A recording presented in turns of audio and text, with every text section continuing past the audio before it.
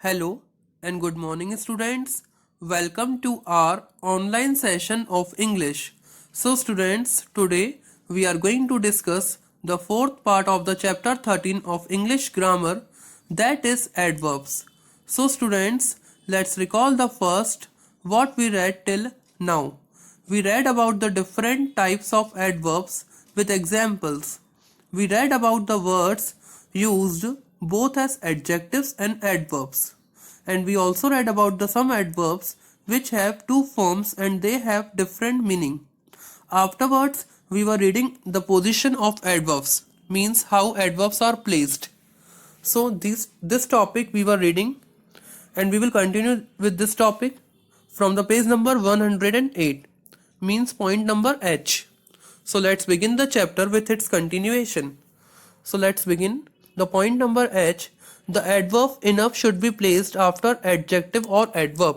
It means कि जो adverb enough होता है वो कहीं ना कहीं adjective और adverb के बाद place किया जा सकता है या उसके बाद place किया जाना चाहिए. For example, Monica is clever enough to understand the poem. So it means students कि जो इस sentence में जो clever है इसके बाद हम enough का use कर रहे हैं. It means कि adjective के बाद use कर रहे हैं. इट मीन्स कि इस एग्जाम्पल से क्लियर होता है कि एडवर्ब जो है एनफ एडवर्ब इनफ इसका यूज हम एडजेक्टिव या एडवर्ब के बाद कर सकते हैं. Now the second sentence is Sonam is rich enough to buy a car. It means कि यहाँ पर भी हम रिच की बात कर रहे हैं इनफ का use. Now the third sentence is also the same. The house is large enough to have a family in it. It means कि यहाँ पर भी हम लार्ज के बाद इनफ का यूज कर रहे हैं. Okay student, it is just clear that we can use adverb enough after adjective of adverb. Okay, now the next rule is the word only should be placed before the word it modifies. It means कि जो only word है इसे place किया जा सकता है जिस भी word को modify करते हैं उस word के पहले से place कर सकते हैं. So now the examples are he only directed the film. So did nothing except directing the film. Only he directed the film. Nobody else, but he directed the film. Now the third sentence, he directed only the film. It means he directed nothing else but the film.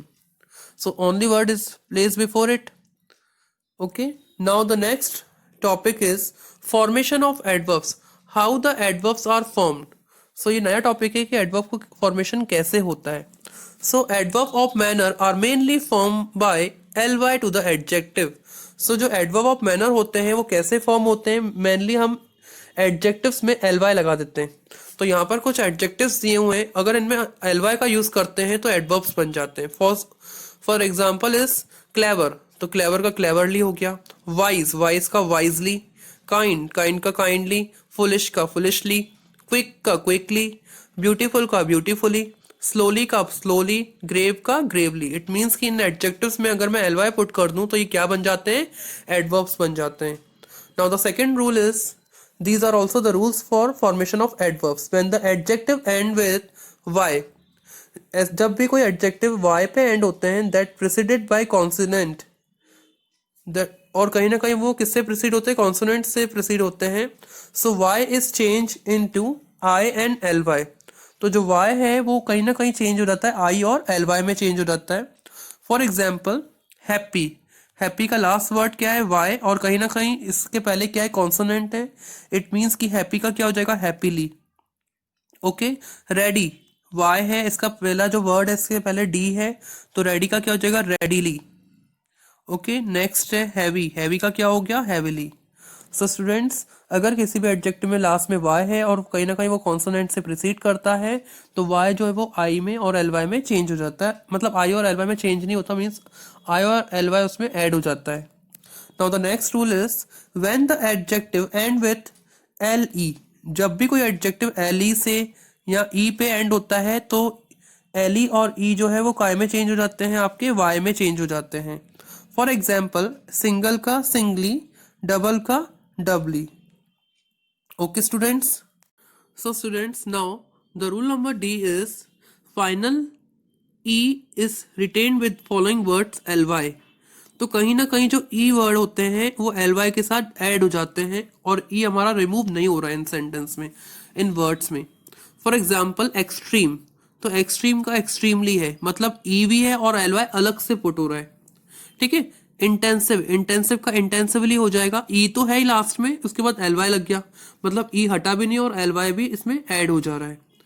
Now the next is extensive, extensively, comprehensive, comprehensively, wise, wisely, polite, politely, wide, widely, nice, nicely, means add E भी है और कहीं ना कहीं L Y भी add हो रहा है।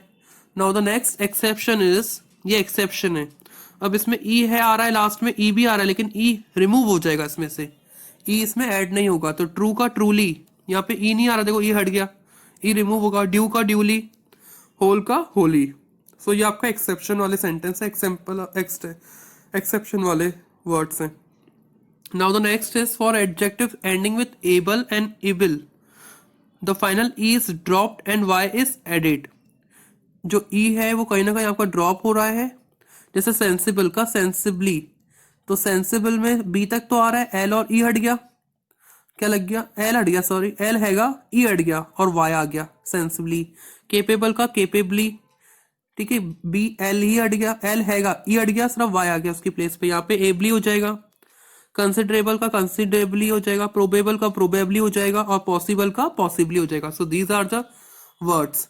Now the F number rule is some adverbs are compounded with noun और एडजेक्टिव। कुछ एडवर्ब्स जो होते हैं वो कंपाउंडेड रहते हैं नाउन और एडजेक्टिव के साथ। For example sometimes, meantime, meanwhile, midday, midnight, midway, yesterday, otherwise. So these are the compounded words with the noun or adjective. Now the next rule is G number. Some adverbs are compounded with a. कुछ adverbs होते हैं वो a से compounded होते हैं, like जैसे ये सिर्फ food word था तो a हो गया, food हो गया, ये broad था तो abroad हो गया, anew हो गया, slip हो गया, ahead हो गया, away हो गया, alive हो गया, along हो गया, तो ये सारे वर्ड्स allowed हो गया, तो ये सारे वर्ड्स a से ऐड हो रहे हैं। Okay students, so students now the rule number H is some adverbs are compounded to और बी। कुछ एडवर्ब्स जो होते हैं वो कंपाउंडेड होते हैं, उनके साथ टू भी लग सकता है या बी भी लग सकता है। फॉर एग्जाम्पल जैसे डे था तो डे के साथ टू लग गया, टुडे हो गया। नाइट था, नाइट के साथ टू लग गया, टू नाइट हो गया, ठीक है, टुमारो हो गया। अब यहाँ पर हाई था तो बिहाइंड हो गया, लो था तो बिलो हो गया, बियॉन्ड हो गया, बिफोर हो गया, बेनीथ हो गया, बिसाइड्स हो गया। इट मीन्स कि कुछ एडवर्ब्स ऐसे होते हैं जो टू और बी के साथ कंपाउंडेड रहते हैं। Now students the most important topic we will discuss about the comparison of adjectives. So students अब हम कंपैरिजन पढ़ेंगे, जैसे हमने इससे पहले चैप्टर में भी पढ़ा था, पॉजिटिव डिग्री पढ़ी थी हमने, सुपरलेटिव डिग्री पढ़ी थी और कंपैरेटिव डिग्री पढ़ी थी। सो स्टूडेंट्स यहाँ पर क्या है कि जो adverbs with single syllable from their comparative and superlative by adding er and est। तो कुछ एडवर्ब्स ऐसे होते हैं जो कैसे कंपैरेटिव और सुपरलेटिव बनते हैं, कंपैरेटिव में er लग जाता है और सुपरलेटिव में est लग जाता है। इट मीन्स कि er और अगर est लगा देते हैं तो वो कंपैरेटिव और सुपरलेटिव बन जाते हैं, और अगर हमें कंपैरेटिव बनाना है तो er पुट करेंगे और अगर हमें सुपरलेटिव बनाना है तो हम est पुट करेंगे। फॉर एग्जाम्पल जैसे हार्ड है, ये पॉजिटिव डिग्री है, कंपैरेटिव है और ये सुपरलेटिव है। जैसे एक वर्ड है हार्ड, तो हार्ड का कंपैरेटिव क्या होगा, हार्डर, और सुपरलेटिव हो जाएगा हार्डेस्ट। हाई का क्या हो जाएगा, हायर, हाईएस्ट। अर्ली का क्या हो जाएगा, अर्लियर और अर्लीस्ट। फास्ट का क्या हो जाएगा, फास्टर और फास्टेस्ट। लॉन्ग का हो जाएगा लॉन्गर और लॉन्गेस्ट। सून का हो जाएगा सूनर और सूनेस्ट। तो इट मीन्स कि ये क्लियर होता है, कंपैरेटिव डिग्री में er लगता है और सुपरलेटिव में est लगता है। Now the next rule is adverbs ending with ly form their comparative and superlative by adding more and most. तो ऐसे एडवर्ब्स जो ly पे एंड होते हैं उनका कंपैरेटिव और सुपरलेटिव कैसे बनता है, कंपैरेटिव में हम मोर लगा देते हैं और सुपरलेटिव में मोस्ट लगा देते हैं। So it is the positive then comparative then a superlative. So swiftly, more swiftly, most swiftly. Skilfully, more skilfully, most skilfully. Quickly, more quickly और most quickly. Fortunately, more fortunately और most fortunately. तो इस तरीके से comparative और superlative degree बना सकते हैं। Now the next rule is adverbs of irregular comparison. It is a irregular comparison, ये बिल्कुल डिफरेंट वर्ड्स होते हैं, इनका बिल्कुल अलग ही होता है कंपैरेटिव भी और सुपरलेटिव में। न इसमें हम ER EST लगा रहे हैं और न ही इसमें हम मोर और मोस्ट लगा रहे हैं। So listen these words. Badly का वर्स, वर्स्ट। बैडली मीन्स बुरा, वर्स मीन्स और बुरा, और वर्स मीन्स बिल्कुल ज्यादा बुरा। गुड का बेटर और बेस्ट, ऐसे ही वेल का भी बेटर और बेस्ट होता है। मच का मोर और most, these are the important words. Little का लेस और लीस्ट। इसके बाद नियर का नियरर, नियरेस्ट, नेक्स्ट भी होता है। फार का फारदर, फारदेस्ट, ठीक है। लेट का लेटर और लास्ट। तो कहीं ना कहीं कंपैरेटिव और सुपरलेटिव डिग्रीज की तरह यूज किए जाते हैं। So students, it is a point to remember that only adverbs of manner, degree and time admit of comparison. So यही कुछ adverbs होते हैं जैसे manner, degree और time, ये admit करते हैं comparison को.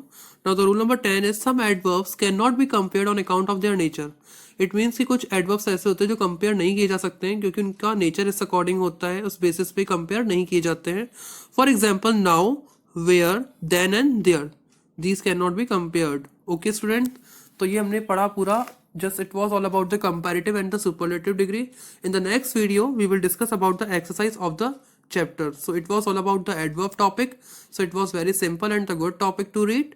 तो बहुत important चैप्टर था एडवर्ब्स का. तो जो नेक्स्ट वीडियो होगी उसमें हम लास्ट पार्ट में जो एक्सरसाइज होगी, वर्किंग जोन होगी, उससे हम डिस्कस करेंगे. Okay students, thank you very much.